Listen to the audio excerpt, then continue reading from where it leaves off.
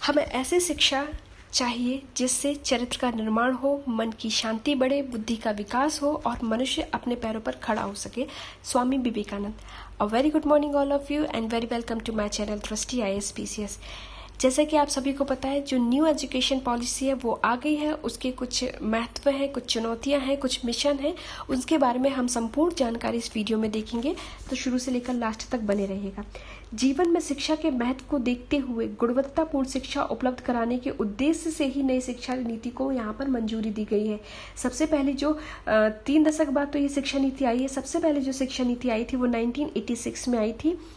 1986 में आने के बाद फिर इसमें थोड़ा सा संशोधन किया गया था 1992 में। उसके बाद अब ये जो शिक्षा नीति आ रही है नए तरीके से, ये नई शिक्षा नीति आ रही है 2020। तो ठीक है, 2020 ये बहुत इंपॉर्टेंट हो सकता है। अब हम बात करते हैं कि जो नई शिक्षा नीति है वो के कस्तूरीरंगन समिति की सिफारिशों के आधार पर आ रही है, जिसका जो मेन एजेंडा है वो मेन क्या है? शिक्षा तक सबकी आसान पहुंच, समता, गुणवत्ता, वहनीयता और जवाबदेहिता के आधारभूत स्तंभों पर यहाँ पर नई शिक्षा नीति सतत विकास के लिए एजेंडा 2030 है।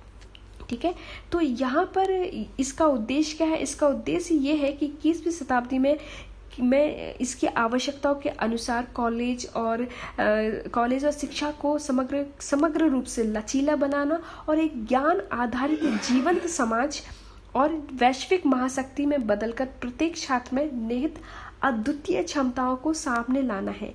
इसका मेन उद्देश्य है। देखिए, भारतीय शिक्षा नीति के विकास की यात्रा करें तो विकास की यात्रा में शुरुआत यहाँ पर कोठारी आयोग से 1968 से हुई थी, जिसके बारे में यहाँ पर हम संपूर्ण जानकारी ले लेते हैं। भारतीय शिक्षा के विकास की अगर यात्रा की जाए तो भारतीय शिक्षा के विकास में सबसे पहले 1968 में कोठारी आयोग की सिफारिश पर एक समिति बनाई गई थी। फिर उसमें शिक्षा के महत्व का विषय घोषित किया था, जिसमें 14 वर्ष से कम आयु के बच्चों के लिए अनिवार्य शिक्षा का लक्ष्य यहाँ पर निर्धारित किया गया था।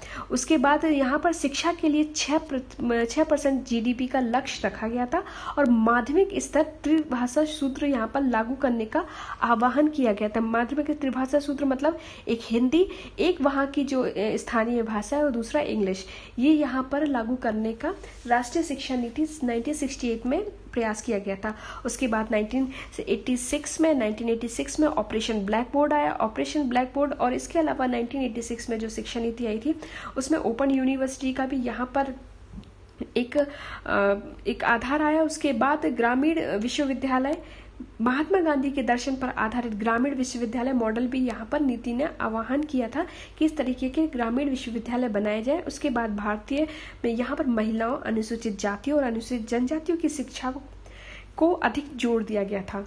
उसके बाद 1992 में इसमें जो 86 था, 86 में संशोधन आया 1992 में। उसमें जो JEE ज्वाइंट एंट्रेंस एग्जामिनेशन और AIEEE का मॉडल यहाँ पर 1992 में दिया गया था। अब बात करते हैं कि यहाँ की आवश्यकता क्यों पड़ी नई शिक्षा नीति की। तो नई शिक्षा नीति की आवश्यकता बदलते परिदृश्य में ज्ञान आधारित अर्थव्यवस्था की आवश्यकता को पूर्ति करने के लिए, शिक्षा की गुणवत्ता बढ़ाने के लिए, नवाचार अनुसंधान को बढ़ावा देने के लिए और भारतीय शिक्षा व्यवस्था की वैश्विक स्तर तक पहुंच सुनिश्चित करने के लिए यहाँ पर नई शिक्षा नीति का लाना बहुत ज़रूरी था।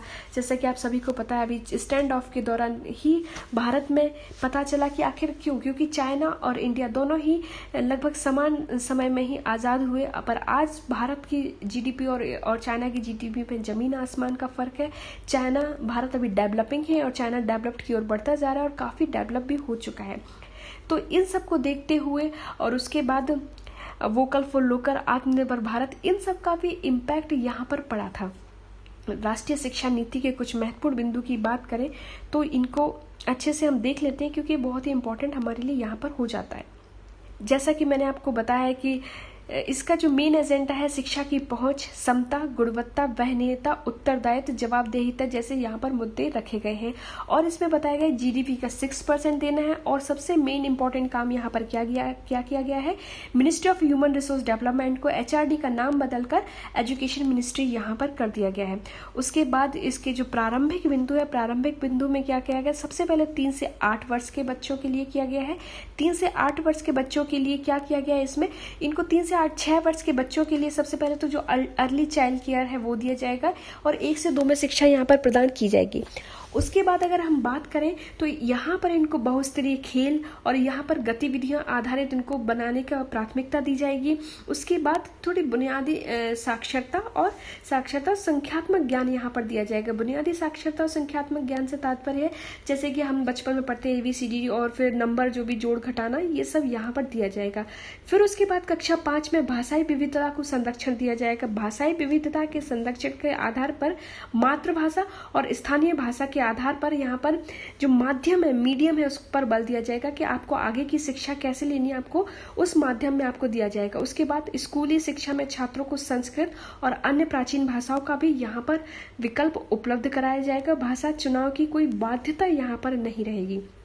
उसके बाद हम बात करें पाठ्यक्रम और मूल्यांकन संबंधी सुधार की, तो इसमें इस नीति में प्रस्तावित सुधारों के अनुसार कला और विज्ञान, व्यावसायिक तथा शैक्षणिक विषयों के पाठ्यक्रम और पाठ्येतर गतिविधियों पर बहुत अधिक अंतर नहीं है। कक्षा 6 से ही शैक्षणिक पाठ्यक्रम व्यावसायिक शिक्षा को शामिल कर दिया जाएगा, जिसमें इंटर्नशिप की व्यवस्था यहाँ पर की जाएगी। उसके बाद national council of educational research and training NCERT द्वारा स्कूली शिक्षा के लिए राष्ट्रीय पाठ्यक्रम रूपरेखा यहाँ पर तैयार की जाएगी। कक्षा 10 और 12 की परीक्षा में बदलाव किए जाएंगे। इसमें भविष्य में सेमेस्टर या बहुविकल्पीय प्रश्न जैसे सुधारों में यहाँ पर शामिल किया जाएगा। उसके बाद छात्रों में प्रगति मूल्यांकन के लिए परख नामक एक नए राष्ट्रीय आकलन केंद्र या फिर ये कह सकते हैं नेशनल असेसमेंट सेंटर की यहाँ पर स्थापना की जाएगी छात्रों को प्रगति के मूल्यांकन करने के लिए और छात्रों को अपने भविष्य से जुड़े निर्णय सहायता प्रदान करने के लिए आर्टिफिशियल इंटेलिजेंस आधारित सॉफ्टवेयर का यहाँ पर प्रयोग किया जाएगा।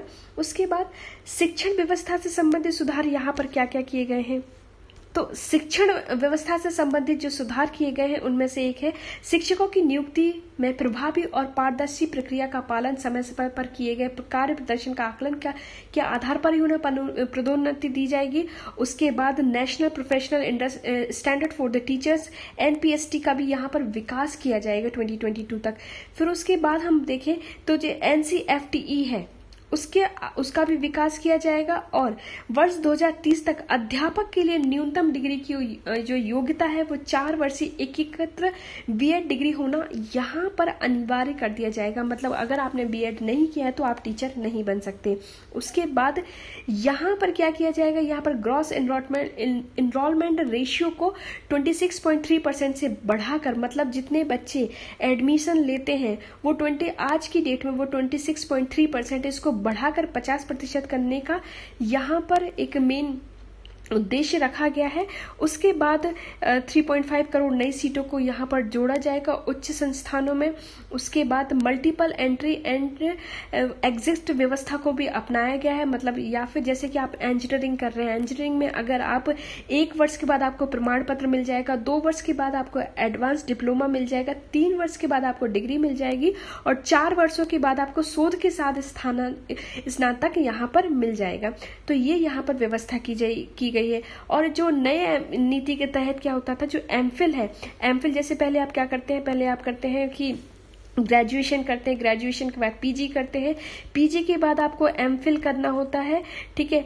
एमफिल के बाद आपको पीएचडी करना होता है, मतलब डॉक्टरेट की डिग्री में। फिर जो एमफिल है इसको यहाँ पर हटा दिया गया है। विभिन्न उच्च शिक्षण संस्थानों में अंकों या क्रेडिट को डिजिटल रूप से सुरक्षित रखने के लिए एकेडमिक बैंक ऑफ क्रेडिट का भी यहाँ पर एक अलग से एक संस्था का स्थान दिया जाएगा। उसके बाद हम बात करें भारत उच्च शिक्षा आयोग हायर एजुकेशन कमीशन का भी यहाँ पर गठन किया जाएगा। Higher education commission of India की में क्या क्या 4 संस्थानों का यह निकाय होगा। पहले तो विनिमय हेतु national higher education regulatory council होगी। उसके बाद मानक निर्धारण के लिए यहाँ पर जनरल एजुकेशन काउंसिल होगी, GEC होगी।